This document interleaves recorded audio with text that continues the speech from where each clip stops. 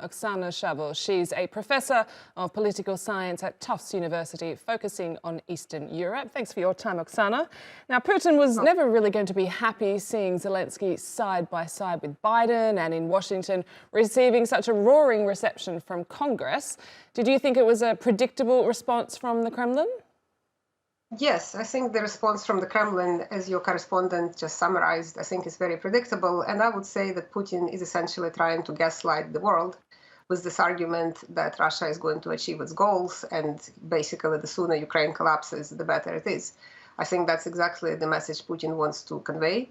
The whole narrative about the so-called proxy war doesn't really have a leg to stand on. Ukrainians are determined to fight. They have been begging for weapons. If it's a proxy war, then, US should have been inundating Ukraine and making them fight. But in fact, we see something quite the opposite. Over 85% of Ukrainian population want to have all of their territory liberated and are prepared to bear the cost for this. And that speaks for the nation that is convinced that is basically fighting the fight for its survival. And Putin, when he says he will achieve all of the goals of the special military operation, I think what is telling that the goals have not changed in any way. He has not scaled his objectives. He wants to see regime change in Ukraine. He denies Ukrainian agency. He considers Ukraine to be part of Russia. The policies pursued on the occupied territories amount to the claims of genocide. So I think this sort of argument, and again, given that the Russian army has lost half of the territory that it captured, and time is really not on its side. Yes, the economy has not collapsed, but it's experiencing various problems with spare parts, with mobilization. So I think Putin is trying to project this image that things are going actually well for Russia and badly for Ukraine. But I think the reality is quite the opposite.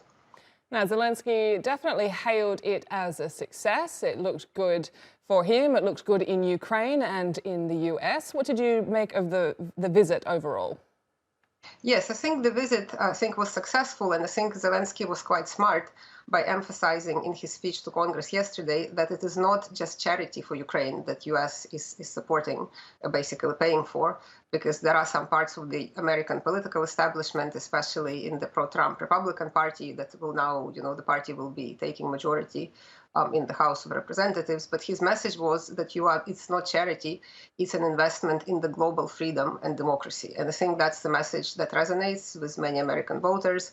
I think it was quite smart for him to emphasize sort of the benefit, not just the cost of supporting Ukraine, but the benefit for the global freedom and democracy. And I think he really wanted to cement bipartisan support, given the political changes that are coming in the US.